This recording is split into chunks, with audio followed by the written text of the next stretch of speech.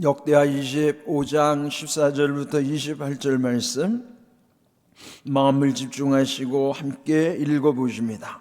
아마샤가 에돔 사람들을 죽이고 돌아올 때에 스일 자손의 신들을 가져와서 자기의 신으로 세우고 그것들 앞에 경배하며 분향한지라. 그러므로 여호와께서 아마샤에게 진노하사 한 선지자를 그에게 보내시니 그가 이르되 저 백성의 신들이 그들의 백성을 왕의 손에서 능히 구원하지 못하였거늘 왕은 어찌하여 그 신들에게 구하나이까 하며, 선지자가 아직 그에게 말할 때에 왕이 그에게 이르되 우리가 너를 왕의 모사로 삼았느냐? 그치라 어찌하여 맞으려 하느냐 하니, 선지자가 그치며 이르되 왕이 이 일을 행하고 나의 경고를 듣지 아니하니 하나님이 왕을 멸하시기로 작정하신 줄 아노라 하였더라.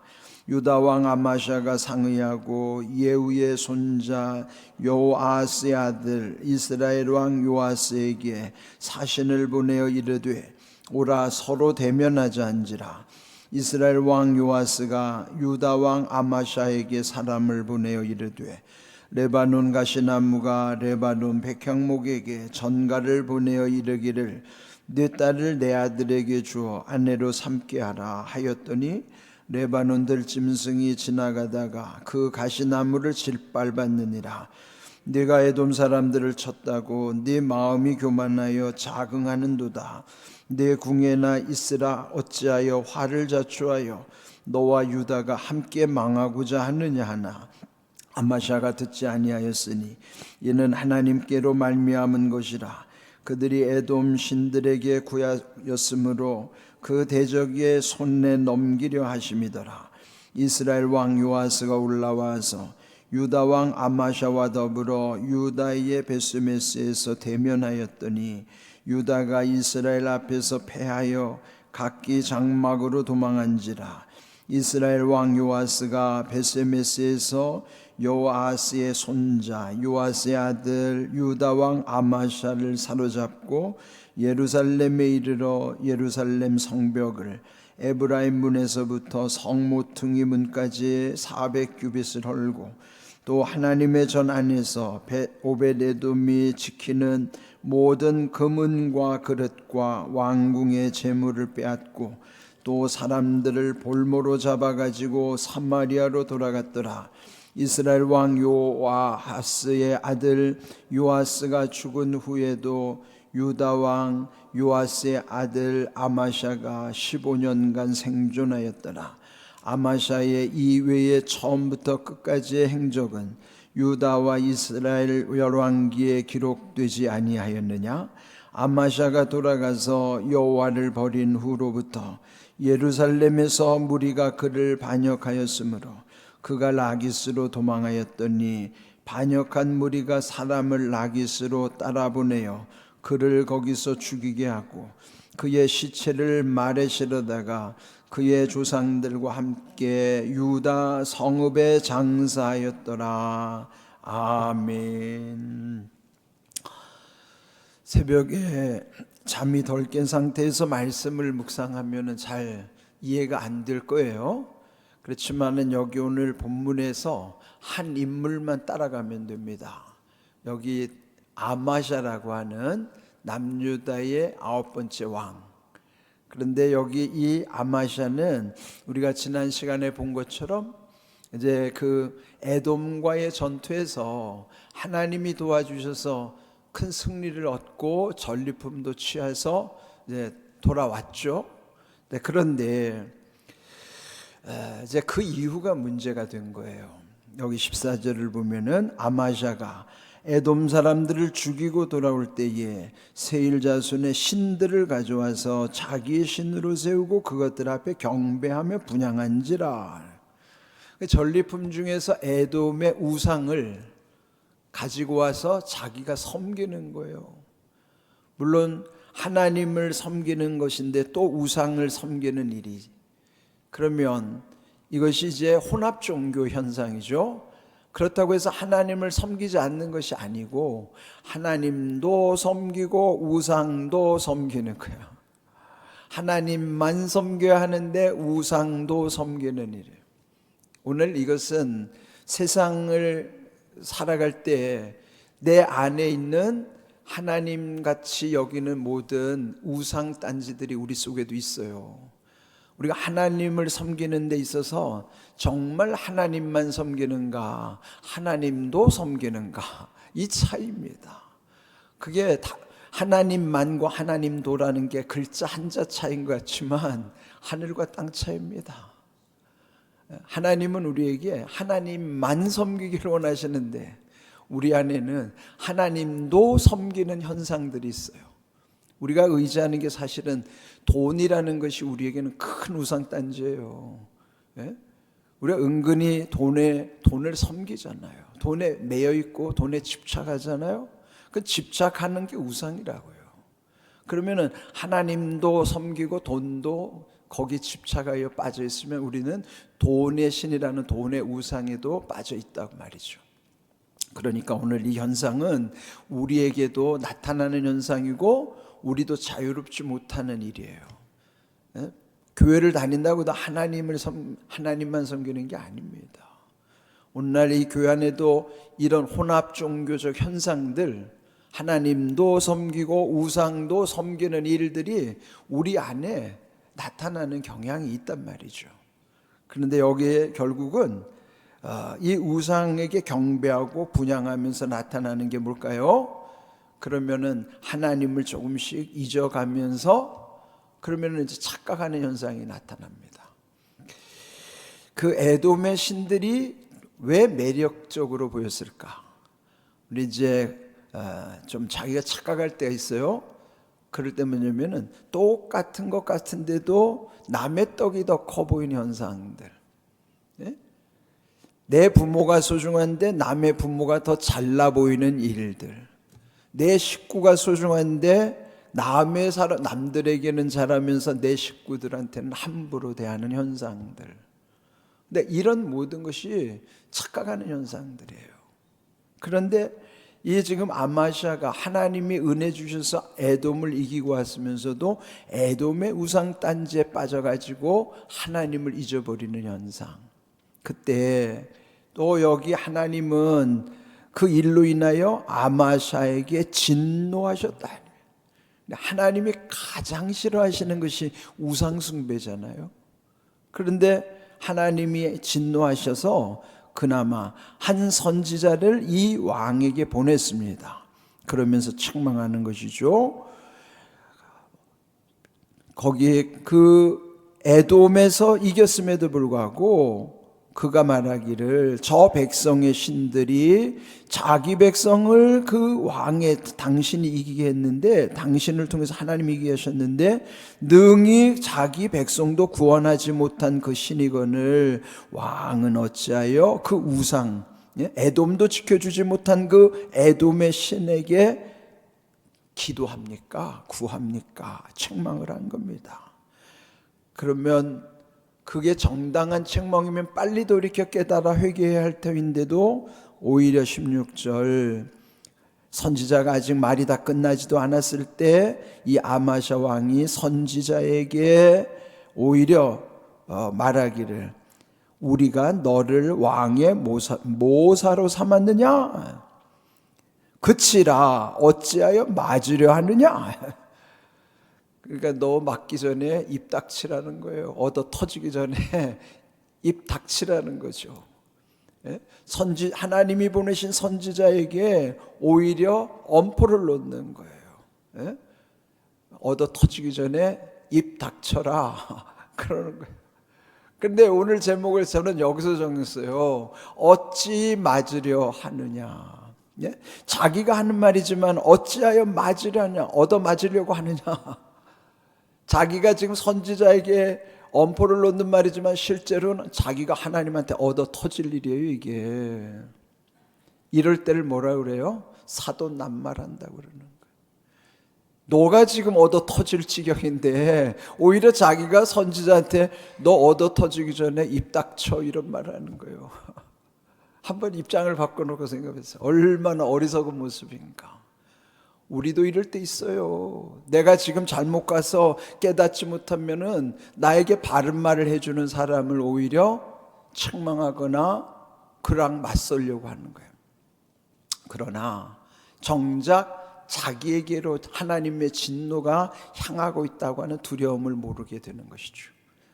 우리가 이따금 보면은 자기를 돌아보지 않고 남을 말할 때는 경우 사돈남말하는 경우 많죠. 이따금 보면 그래요. 부부간에도 보면은 흔히 그랬죠. 아이고 사돈남말하시네. 그런 뭐예요? 이면은 너나 잘해 그런 뜻이잖아요. 예?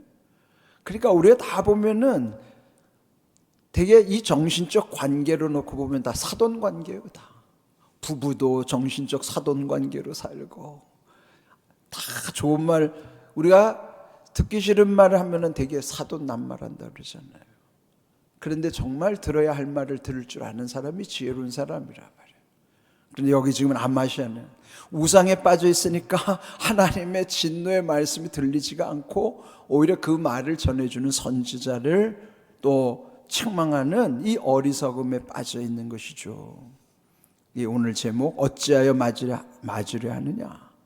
우리 하나님 앞에 얻어맞기 전에 말씀을 통해서 주실 때 깨닫는 것이 그게 지혜로운 거예요.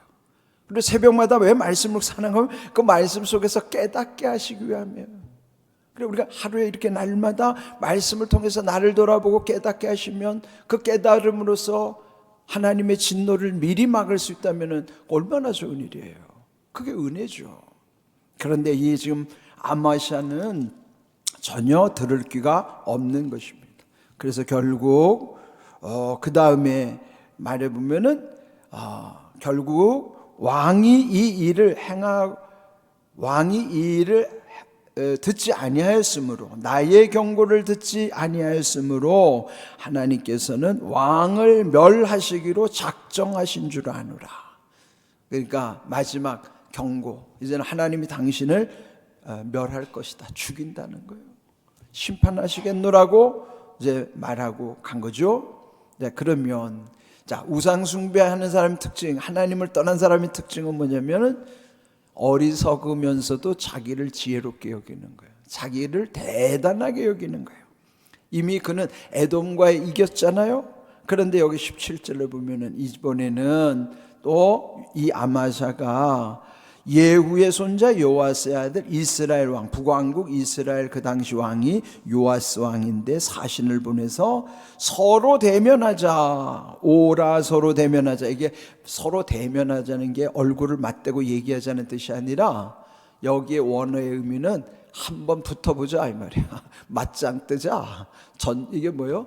전쟁을 선전포고하는 거예요. 에돔을 이기고 왔으니까 이제 북왕국 이스라엘하고도 지금 한번 전쟁을 자기가 하겠다는 거죠. 그리고 그랬더니 그 북왕국 요아스 왕이 18절에 그 사신을 보내가지고 비유를 전하는 거야. 비유의 말씀으로 레바논 가시나무가 레바논 백향목에게 전가를 보내서 이르기를 내 딸을 내 아들에게 주 아내로 삼게 하라. 그랬더니 레바논 들짐승이 지나가다가 가시나무를 짓밟았다. 그게 무슨 뜻이에요? 레바논 백향목은 제일 귀한 건데 그 백향목은 북왕국 요아스 자기를 일컫는 표현이고 그렇게 맞짱 뜨자고 말했던 이 아마샤는 가시나무에 불과하다는 거예요.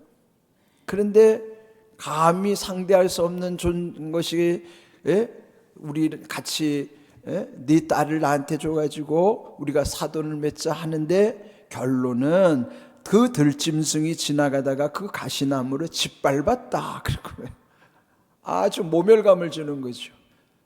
가시나무에 불과한 네가 백향목인 나에게 무슨 뭘 어떻게 하겠다고 결론은 그 들짐승에 의해서 그 가시나무가 짓밟혀진 것처럼 너가 그렇게 될 거다. 그 비유를 전하는 거예요. 그 얘기를 들으면서 이 아마시아가 얼마나 자존심이 상했겠어요. 그래서 이제 결국 전쟁을 벌이게 되는데 결국은 여기에 19절 보시면 네가 에돔 사람들을 쳤다고 네 마음이 교만하여 자긍하는도다. 그렇죠? 에돔과 이겼다고 해서 네가 교만해가지고 이렇게 지금 전쟁을 벌이는데 어찌하여 화를 자초하여 너와 유다가 함께 망하고자 하느냐? 그런데 이것은 20절 아마샤가 듣지 아니하였으니 이는 하나님께로 말미암은 것이라. 그럼 뭐야? 하나님의 심판을 지금 다 예비해 놓으셨다는 거예요. 그렇게 된 까닭은 그 아마샤가 어리석게도 에돔에서 가지고 온 우상단지를 그 신으로 모시고 거기에 구하였기 때문에 하나님이 심판하신 것이다 그랬습니다. 그래서 결국 21절에 보면은 그 벳세메스에서 대면하였다 그랬죠.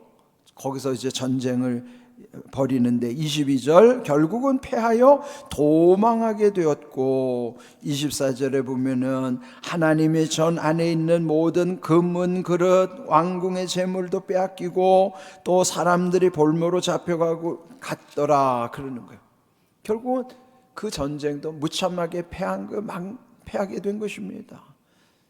결국 이렇게 되고 나서 27절 아마샤가 결국은 여호와를 버린 후로부터 하나님을 버렸더니 결국 예루살렘에서 무리가 반역함으로써 도망갔다가 그 반역한 무리에게 죽임을 당했다 그러는 거예요.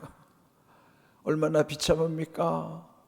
그래서 결국은 아마샤가 여기 25장 처음 2절에 볼 때에는요, 그가 여호와 보시기에 처음은 정직했는데 결국 온전한 마음을 갖지 못했더라, 온전하지 못했더라 하는 거예요. 처음에는 정직했어요.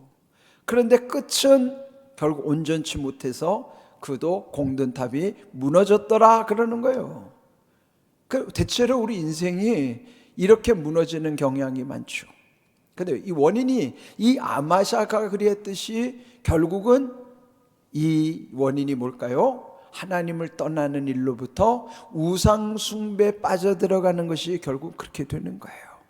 그래서 바울 사도도요, 고린도전서 10장 14절에서 이렇게 권면합니다. 읽어봅니다. 그런즉 내 사랑하는 자들아 우상 숭배하는 일을 피하라 그랬어요. 우상 숭배 피해야 돼요. 그런데 피하라는 말은 뭐예요? 우리 흔히 말하잖아요. 뭐가 무서워서 피하냐? 더러워서 피하지. 그거예요. 무서워서 피하는 게 아니에요. 더러워서 피하는 거예요. 그런데 흔히 보면 우상에 대한 매력을 느끼면 찝쩍거리다가 더럽혀지고 결국은 더럽혀지면은 부정하게 되는 거예요. 그래서 결국은 하나님을 놓쳐버리는 거죠. 그래서 여러분, 우상은 피해야 되는 거예요. 맞서다가는, 찝쩍거리다가는, 속된 말로 하면 깐족거리다가는 우상에게 먹혀버린다니까요. 우상은 피하는 거예요. 예? 그래서 여러분, 갈라디아서 6장에도 보면은 또 바울이 그런 걸 얼마나 강조하는지 몰라요. 예? 바울이 강조하는 거는, 예? 이런 모든 것은 악은 모양이라도 버리라는 거예요. 악은 모양이라도 버리라. 우상 숭배는요, 피해야 되는 거예요. 그래야 이길 수 있는 거예요. 그렇지 않으면 마지막 교만의 결과가 어떻게 되는 건가? 잠언 16장 18절 우리 함께 읽어봅니다. 교만은 패망의 선봉이요 거만한 마음은 넘어짐의 앞잡이니라. 교만이 뭐예요? 자기가 하나님처럼 되는 거예요. 왜? 하나님 잊어버리면 자기가 하나님 됩니다. 그래서 하나님 뭐예요? 마음대로 하시는 분은 하나님밖에 없어요. 그런데 자기 마음대로 살면은 그게 자기가 하나님인 거예요. 내 인생 내 마음대로 살 수 없어요. 그런데 내 마음대로 살면 내가 하나님인 것이고 그게 교만인 거예요. 그러면 교만해지면 어떻게 되나? 패망, 결국 패하게 되고 망하게 된다 이 말이에요. 패하게 되고 망하게 되는 원인이 교만 때문이고 그 넘어짐의 앞잡이면 결국 넘어지는 원인도 교만한 것이다 이 말이에요. 하나님을 놓쳐버리면 인생 다 그렇게 됩니다. 말씀은 원리예요. 원리는 그때나 지금이나 상황은 달라졌다 하지만 원리는 다르지 않아요. 원리는 똑같은 거예요. 오늘도 마찬가지입니다. 우리가 무너지는 원인이 하나님을 떠나고 우상에 빠져들어가면서 교만하게 될 때 결국 패하고 망하게 되고 넘어지는 원인이 여기 있다는 거예요. 왜 말씀을 우리에게 주시는가요? 말씀 속에서 그거를 잘 새기라는 거죠. 묵상 가운데 너는 넘어지지 말라는 거예요. 너는 패하지도 말고 망하지도 말고 넘어지지도 말라는 거예요. 그렇게 하려면 어떻게 해야 돼요?